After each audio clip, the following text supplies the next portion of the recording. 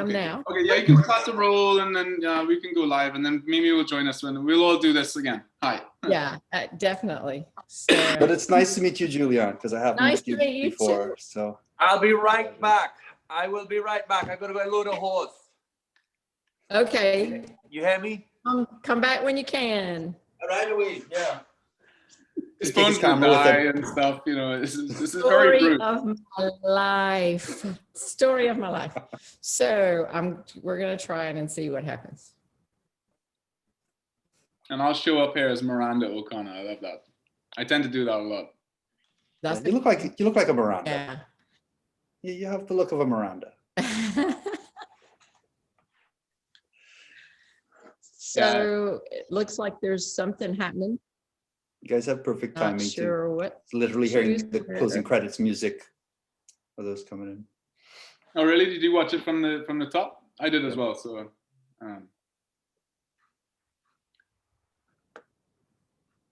It's preparing live streaming preview. this is so high tech. So you're going from Zoom to Facebook. Maybe. That's how I was today. I went live this morning. I was like, I'm going to connect with Julianne now, because you know, then it didn't work, and I was like, well, all right then, I won. You know, and honestly, if you go live, if you watch like Twitch, I mean, I've checked out live streaming. I've looked into it a fair bit recently for work stuff.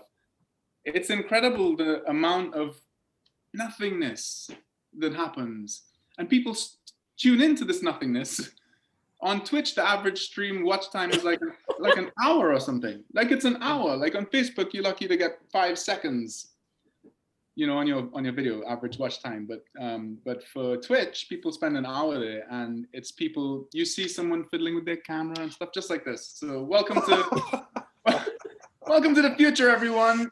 You get to watch us fiddle with our camera a little bit.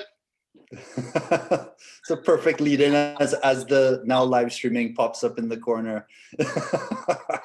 That's me, always Oh, entertaining. wow, it is. You're a hoot, Miranda. So, audio. All right, Julianne, do you want to do this, and you can introduce Bruce's chair while you're here, while you're at it? You had to see a guy about a horse. I don't even know what's happening. You had to see a guy about a horse. I'm Julianne.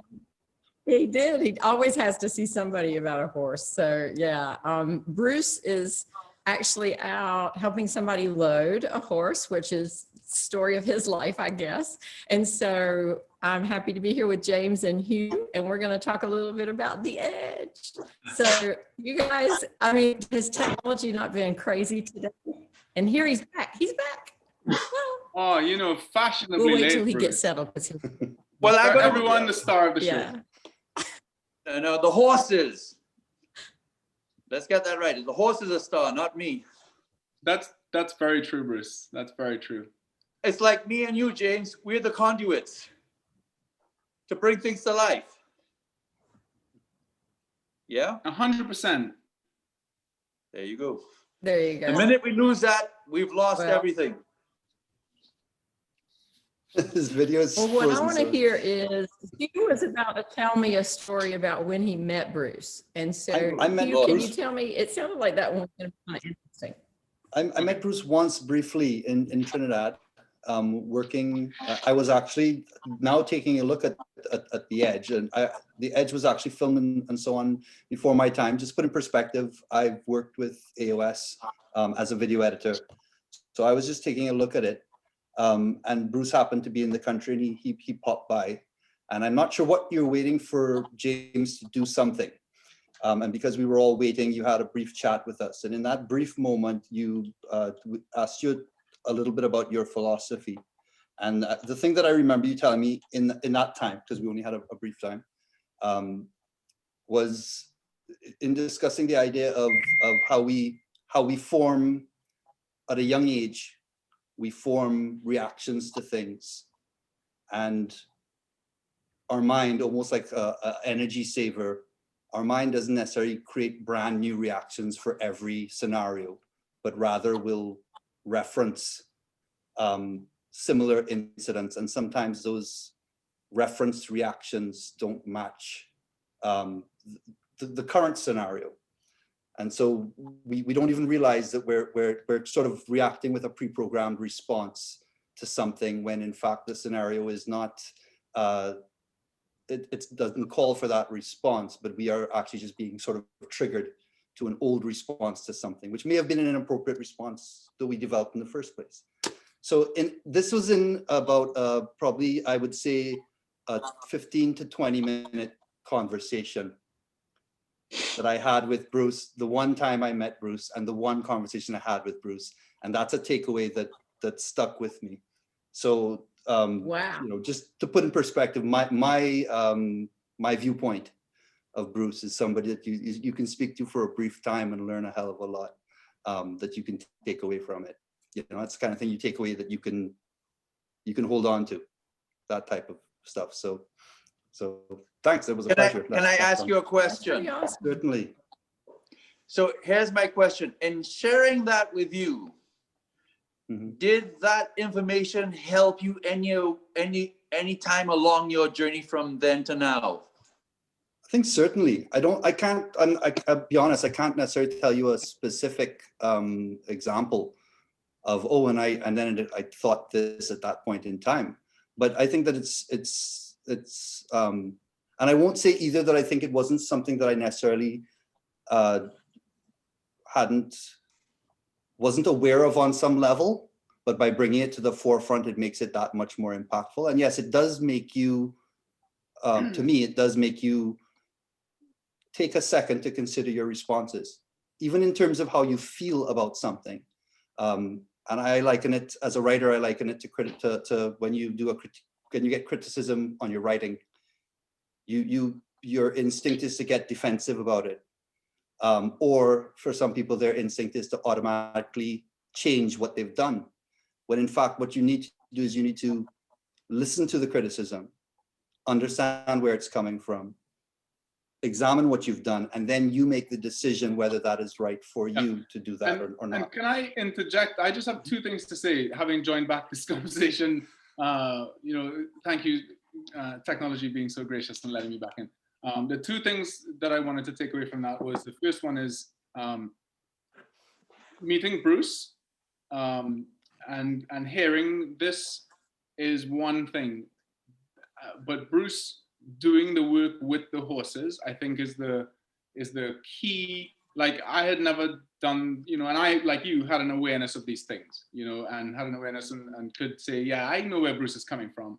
But I sort of secondhand did this work in the round pen because I was in it with the subjects that we worked with. You know, some amazing. I mean, I've made so many friends on this journey. But what Bruce talks about is muscle memory, and the horse really is such an imposing way to have that muscle memory taught to you. It's very difficult to explain.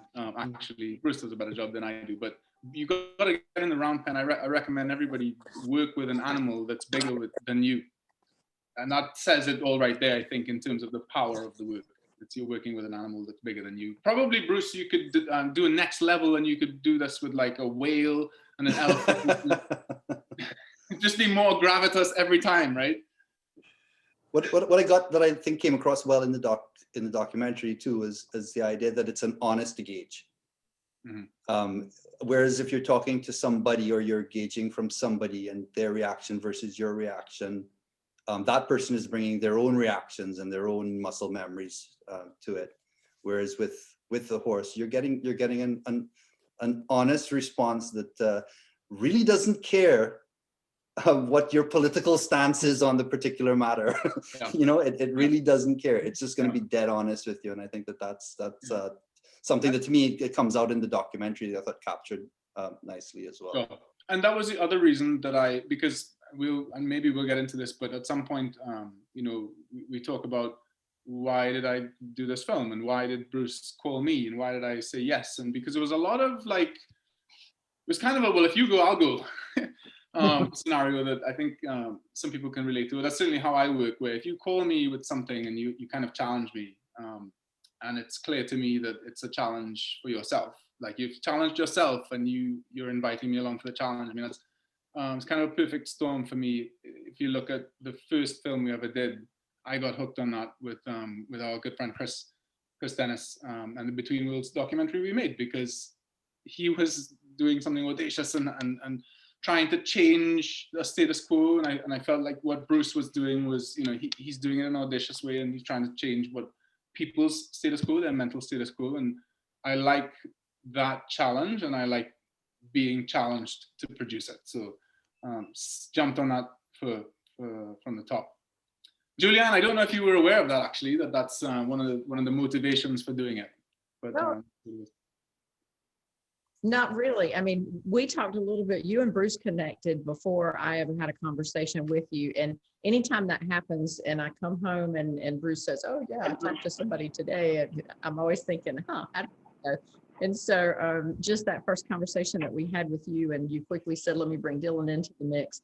I just could tell that there was a definite chemistry between this whole group and Miranda as well. And so it was interesting when we started planning that first time coming to Trinidad, because I think we knew from the phone conversations that there was something, the story was there. And as you're talking about stakeholder storytelling, it was there. And so it was just then, how do you get that across with whatever, we're not in Trinidad, and so we'll come down, but can we really recreate what Bruce does? And I remember you said something about, well, maybe we could build a round pen out of bamboo, or, you know, you were trying to be creative with this whole thing. And I'm thinking, yeah, I don't see that working very well. Yeah, because but, you know, I mean, like if I'd ever worked with a horse before, I would have known that bamboo was going to be like matchstick wood on the sand. Run right through that. Exactly. But I mean, it was great because he was able to come down and connect with family and home. And that whole story never had been done anywhere else. It had to happen there. But then we realized after that filming, and we had the little short piece or whatever, but that was even when, you know, you asked what we wanted to do with it. And I was like, today we want to send it to the Equus Film Festival. And I didn't even know what the Equus Film Festival was, but I had heard of it. And I said, yeah, that's what we're going to do. But then, I mean, after that, we realized that it really still didn't tell as much about the horse side of it as we wanted. So you and Dylan coming to South Carolina, it just made everything really, really perfect, because then it was both sides of the story. So it was a special journey. Can I share? It really was. Can I share a story? Mm-hmm. Can you all hear me? Of course. Yep. Just remember we're live, and you can't use any expletives. Okay. But it's funny because I had to move positions again. I had to move places. I'm now sitting in my car because I was losing my power. The battery was going dead, so I had to plug in the car, or the phone to the car. So I just didn't know if you'd get me now. I'm back in the car. But I wanted to share a story about when I came back home that one time to work with you, James. You hearing me? Yeah. You all hearing me? Okay. Yeah. But I understand this is not my medium. This is yours. So remember when we went to the estate? You hearing me? Yeah. You all hearing me? Yes. Okay. But I understand this is not my medium. This is yours. Okay. This is like really backfeeding on me. But anyway, that's when I suddenly realized that growing up on the estate is where I got these pieces. Problem solving, timing, listening, the negative positive pull, and letting the situation tell me what to do, when to do, how to do. In doing that, I got a really good key piece to this whole puzzle.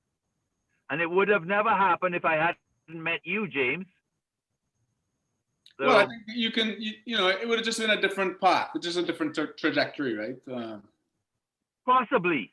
What I do know for a fact is in doing this, I got a really key piece to the puzzle, and it put me back to Trinidad, where this is where it all began, on that estate.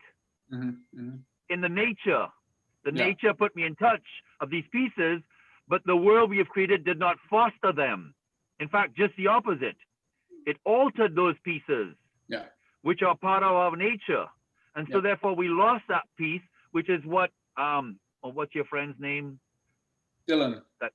No, the other one that just talked. You. Hugh. You. It's what Hugh was talking about. That's what Hugh was talking about. You know. So anyway.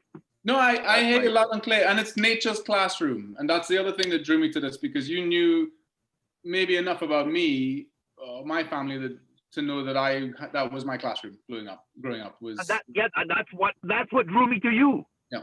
What drew me to you was that moment of the dare, Yeah. and George Bovell, and the way that you filmed, because this was what you needed to do. You know what I'm saying? Because this is what you do. Yeah, exactly. And it gives everybody an opportunity to do what they do, sort of like to the best of their ability. You know what I mean? But I see Mimi's on, and I really want to hear, you know, Yes. Mimi, can you come back? So I'm going to say, so I'm going to try to get, I think I tried to tell her that her volume was up and there was some feedback happening, but Okay. Mimi, I'm asking if you can unmute, and we would love to see you again. You still there?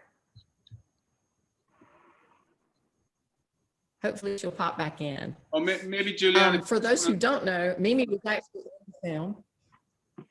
Yeah, she was in the film, and I'd really love an update from her on the whole situation. Of course, since I think I mentioned on our Facebook Live earlier that since all of this filming happened, Mimi was in South Carolina, and James, you were able to capture some conversation with her while she was there, but then the hurricane and everything else that went on, there've been a lot of changes since that time. So we'll hope that she can come back in. If she does, We'll keep an eye out, and when we see her pop back. So you know, we don't stop, have to stay here forever. I just wanted, you know, we wanted to ask some questions. There were questions certainly about the filming and stuff. I had a question for you guys, and it's to do with the whole stakeholder storytelling thing. It's the whole impact thing.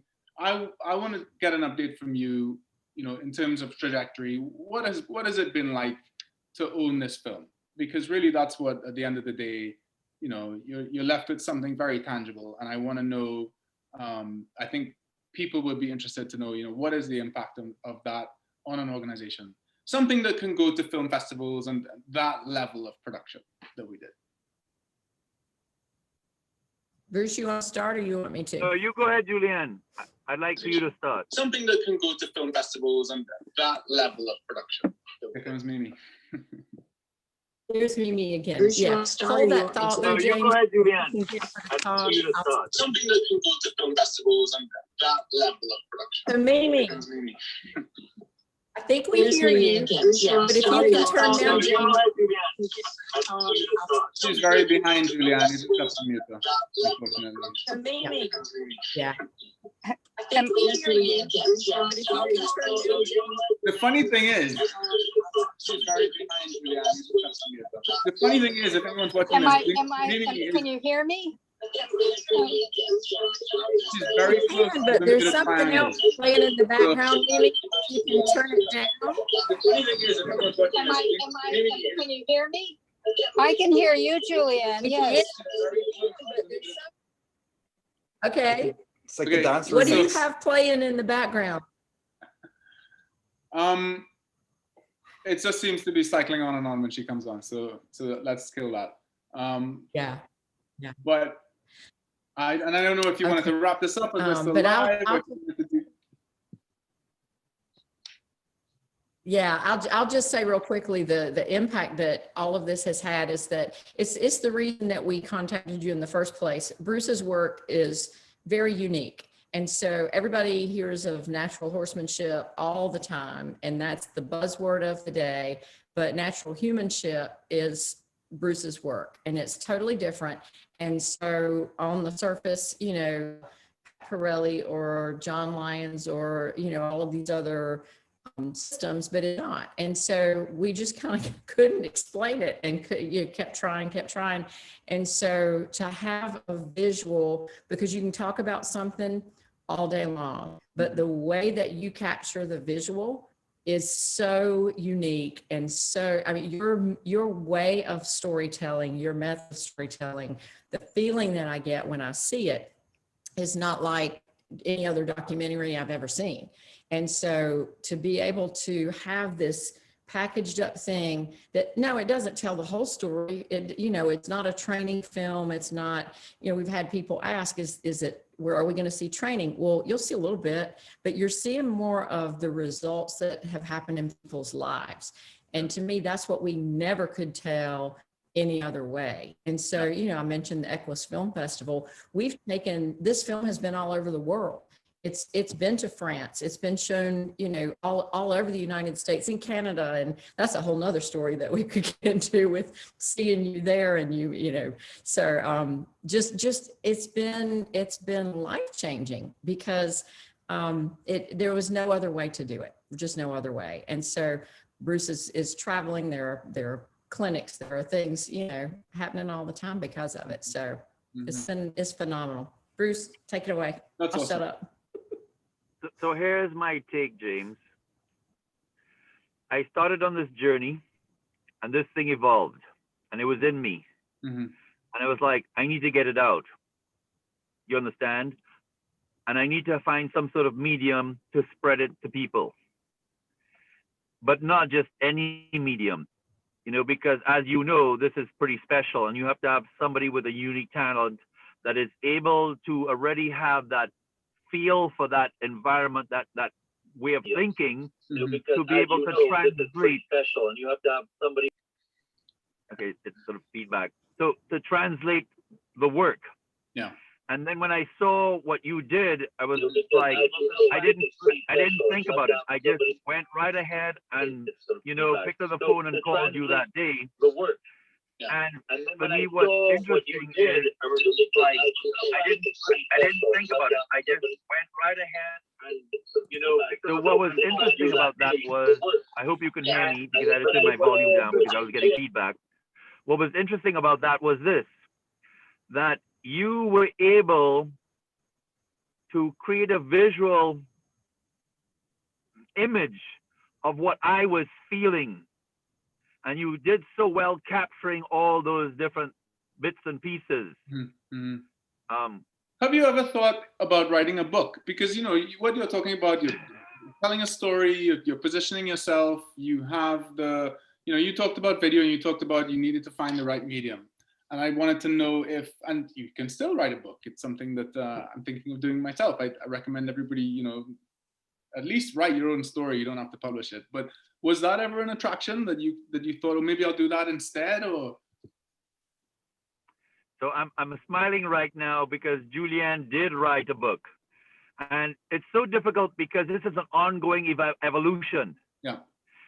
And so, and the other thing is, it's also an evolution for me because this is my journey of my growth that I share with others. So not only am I learning about this system through the horse and then trying to understand it and translate it, but then trying to actually put it and organize it. And then of course, I want to do it justice. You understand? I don't want to mess it up because it's so important. right. To, especially where we are right now in our world with all the COVID stuff and the pressures created. And so you are constantly trying to please everybody at the same time. And now I'm sort of getting a little bit better of it where I'm realizing, forget about trying to please everybody. Just please yourself in what you're writing because not everybody is ready for it. Yeah. And at least start moving.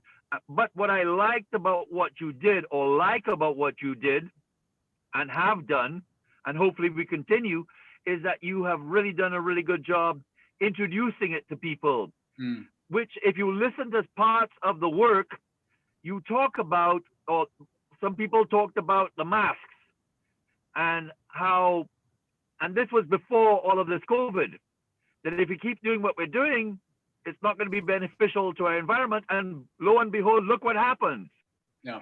So I feel that this work is so crucial, but because people don't read that many books, I feel that Right. more so instead of a book, maybe do some other visual something, because I feel that that is where unfortunately people are. They can't handle too much. So if we could do short clips, which is Julianne's been working on, you know, Sure. and work on stuff like that, if that makes any sense. Right. No, I'm not saying a The book is isn't a good actually- thing. Yeah, yeah. No, it's Yeah. all content, The right? book is It's a actually spectrum. part. So, Yeah, we have an online course now, and the book is actually part of the online course. So we've made it through our first cohort, which was so appreciative of the folks who joined that. Some of them were watching, I could see today. So they've done the intro course, and then Love One course, the book is part of it. And so it's not the kind of thing that anybody's just going to off the shelf and think great reading, but it explains some of the system, and so it's going to be a helpful tool for that. awesome. But anybody we meet, anybody that comes into the picture and wants to know about Bruce's work, the first thing we say is you've got to watch The Edge, because there's no training video I can do or anything else that really captures it the way that you've captured it. So Awesome. I've Awesome. learned a lot from you. You motivated me and inspired me in the beginning. And so I used to dabble with little stuff before, and then you That's just right. made me love film. That's Love right. it. Anyone who's So- listening, so Julianne thank you. is now, we do this. I do this with all my clients. I love to teach, and I love to make sure that you guys at the end of the day could take your own project and go, all right, I'm just going to make part 2. Let's go, So Well, it was Yeah, lovely we're catching up with you guys today. I'm so sorry we didn't hear me. I mean, I feel like it would work, but it's going to take a while to figure out the troubleshoot. So, well, I'll tell you what we're I going to just do. wanna- I'm going to take us off alive, and we're going to see if we can have a conversation with Mimi. Maybe that will help, and we'll record it. And if we can make it work, we'll post it a little bit later. So thanks for everybody for joining us on the live part of it. And we'll talk to you later on that. I'm not sure how to turn you off though. I just want to say thanks to James and Miranda and Dylan and Julianne for helping me break this out. you're very welcome, Bruce. We're still recording, That's okay. but yeah. We're recording. Yeah. And We know. hopefully we can continue on this journey in some way or the other. So I'm gonna Just let saying. Mimi back in and let's see if we can talk to her. I think the live part is what was causing the feedback. Right. Oh, probably she was listening to it on too many. Hi, Mimi. Hello.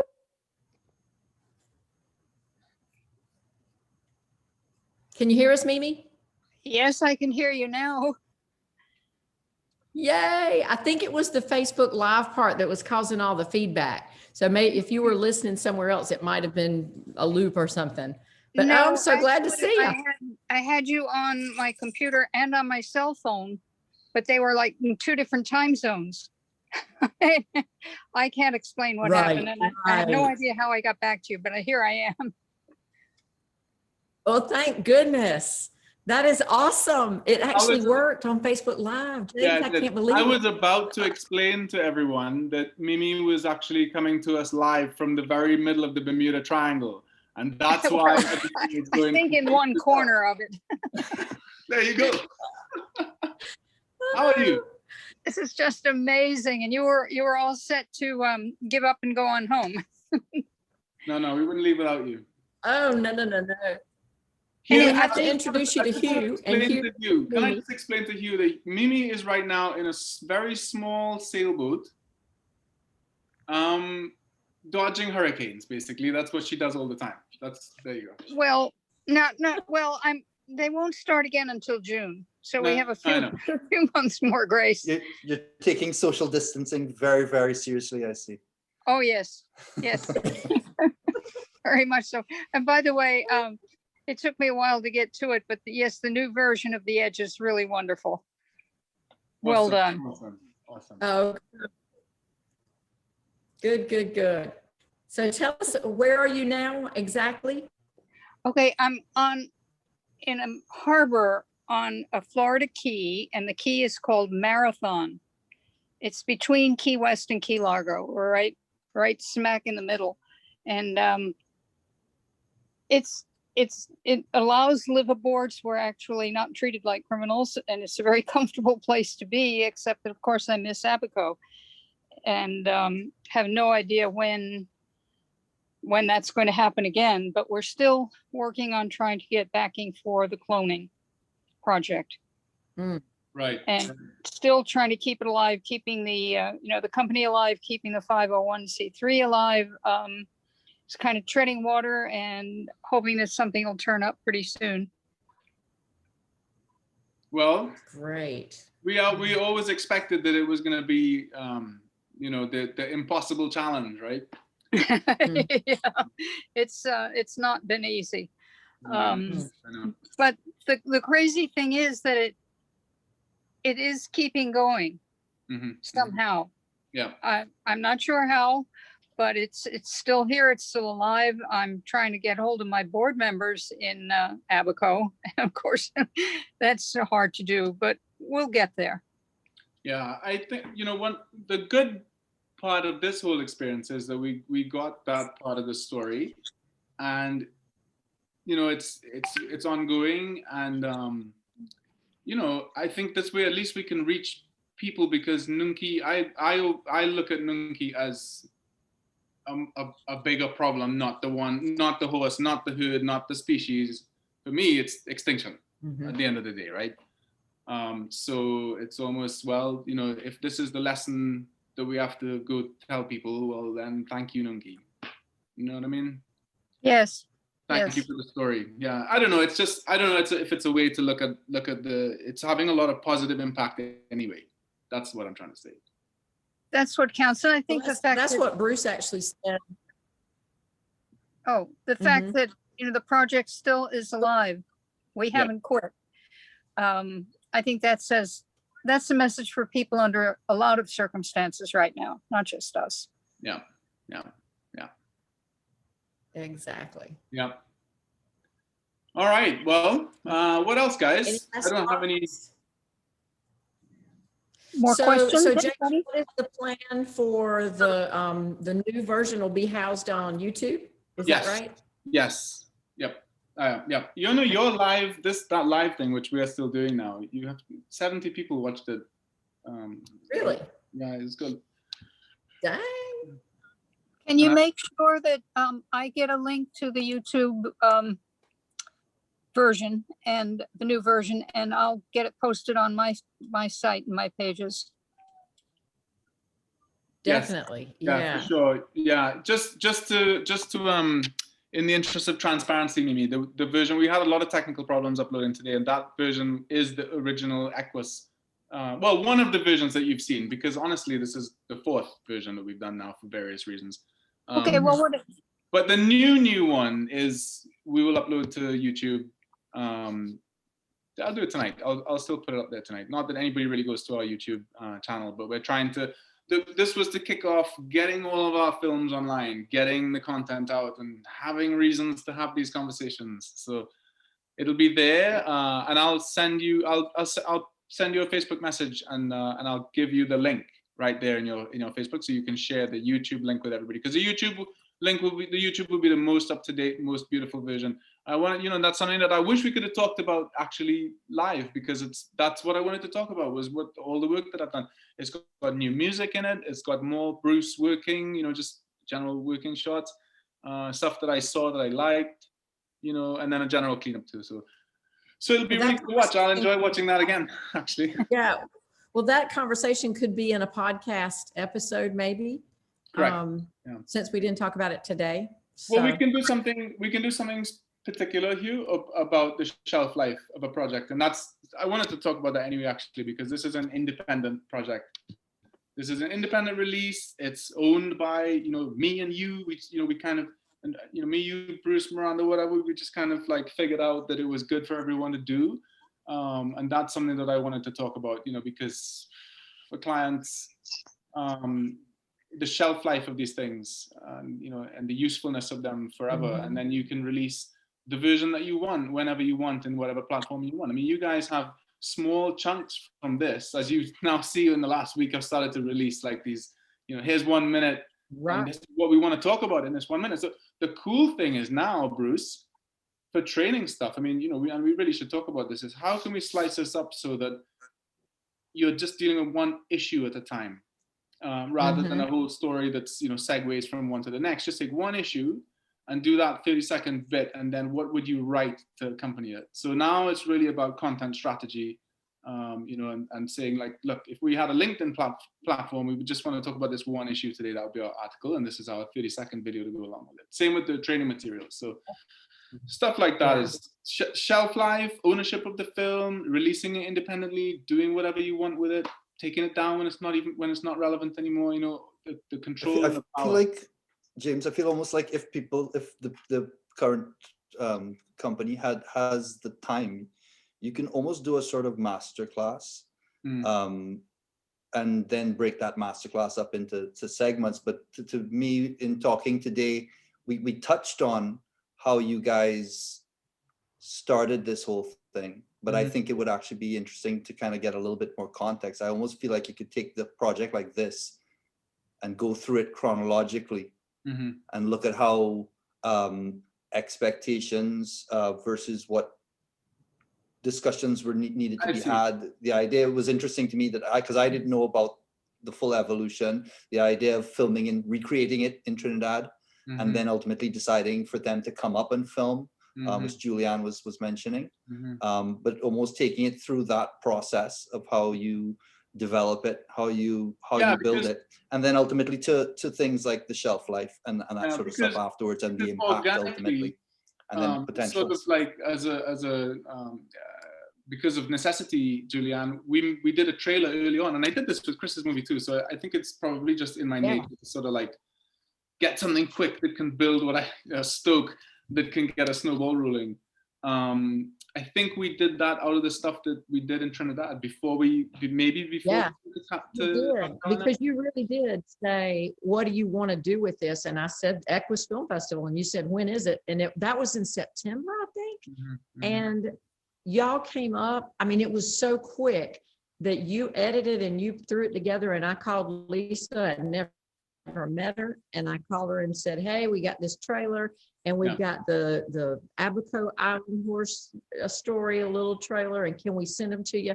And so, I mean, you threw it together by November, and we shot it up to Lisa, and Bruce was like, well, they're not showing a thing with me in it in New York, and I'm not going to be there. So we go to New York. I mean, that was the beginning of crazy times. And we set the trailer up like it was like a finished project, right? Like it was like, bam, look at these different people talking, and it's coming soon or whatever.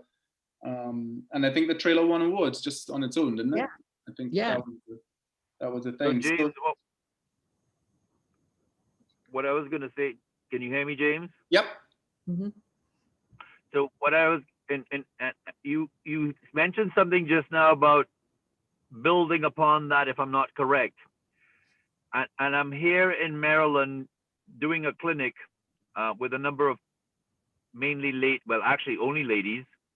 And what's fascinating is to film this 3-day thing, because what's interesting is every person that worked in there, although they came at various different times, whoever was working with the horse, everybody that was sitting outside is in there.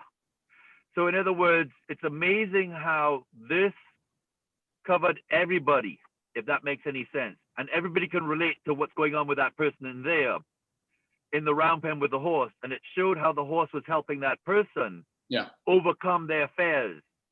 And they were dealing with things like trying to be perfect, not wanting to make a mistake, being anxious, blah, blah, blah. And while one worked, everybody on the outside of the round pen got so much information, vice versa, and they can see the transformation of the horse from overreacting and yada yada to, in doing this, how not only did the horse change, but also the person changed. Yes. Which I think is what you're talking about going to the next level and sort of emphasizing on that some more. And I would love to have captured that and then hand it over to you and have you put your stuff to it. Run it through your filter. Well, you know what I'm saying? Yeah, absolutely. Yep. Sounds like a good application for content. Yeah. Yeah, we might have to come up to Canada and do like a 3-day thing and film it up there. Well, there's a lot that we'd like to do when COVID is, when this pandemic is finally out of everybody's way. Yeah. Right.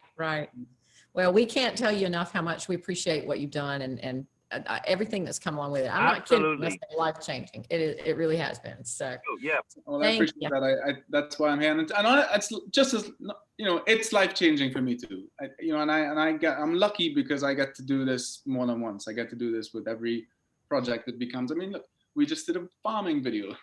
I was No, going to say, the good thing to me is to see how much they appreciate you in Canada, because I'm not kidding when I say award after award and Right. you know, you're in this community that they're loving what you're doing. And so whether it's a farm or a hospital or whatever you're telling, whatever story you're telling, I mean, you're making a difference. And so You know, from meeting you, that's important, I think. I'm giving it, and you know, Hugh's part of this too because he's part of the team. We're giving it everything we've got right now. And the funny thing is, if I say that and I think back, I've been giving it everything I got now since, Long time. you know, right? So, Can I ask you and Hugh a question, Mhm. James? Do you feel that the work that you did on the edge is even more applicable now with everything going on with COVID than ever before? yeah. I mean, Because when I looked at it, you remember that scene when I looked at it and you asked me, you know, and I was talking about you could either come and work with us or you could deal with Mother Nature. And remember that scene where I was like, yeah, and good luck with that. yeah. Is that happening now? Yeah, exactly. And the thing is, But that's what you put. But that's what you put together. Do you understand? You tailored that to sort of share, for lack of better word, the warning. You understand? right. And look where we are. What's frustrating about where we are with the pandemic is that I think people look at this, and I know because I mean I grew up in the tropics, in the forest, and you know, an abundance of wildlife all around. But people don't do that these days. And this project was all about domestication, right? To bring the language from the film back. And I worry that the pandemic makes people who are very domesticated fear nature even more, because we don't need to fear nature. We need to stop destroying it and interacting with it on a destructive level. But working with the horses, you know, and working with any animal is not a bad thing. We need to understand better our limitations as humans, almost, you know. So can I say something again? Mhm. So would it not be fair to say you said that if you look at Nunki and what happened to Nunki, it's a metaphor of what's going on in the world right now, Exactly. which is being shown through COVID. Yep. But if you look at the work that you did on the edge, it's giving people a heads up that we need to stop what we're doing or else we're going to go over the edge. And we're starting to go over the edge. So therefore, if you think about it, the pandemic is kind of like like Nunki.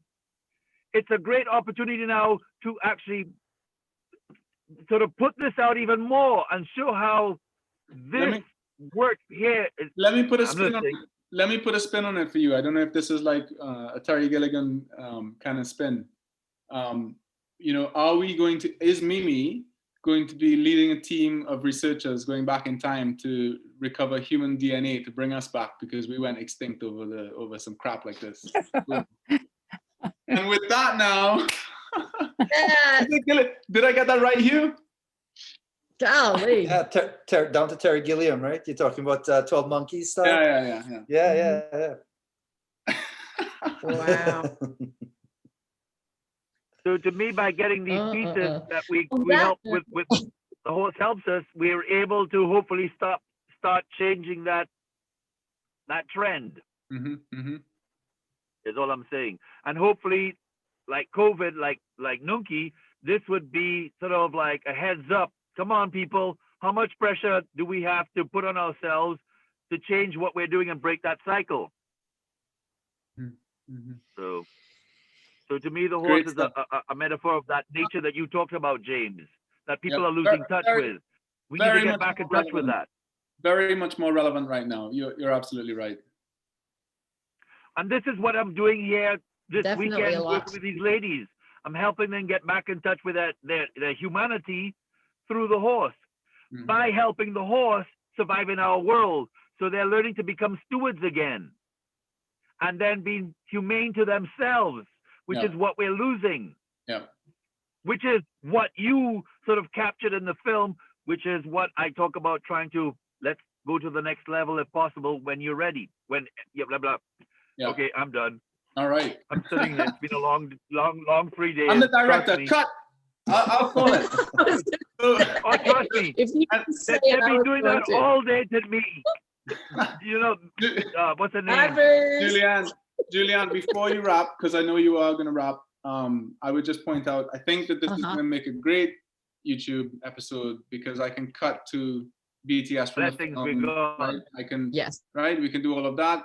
And then I'm loving the sound of this for the podcast because we just talked about everything we want to talk about. So do your thing and we'll get out of it this week. Right. Thank you so So much. yeah, thank you guys so much. I'll save it, send it, and we'll talk soon. Bye, Mimi. Take Thank you. care. Bye, Good to guys. see you all again. You too.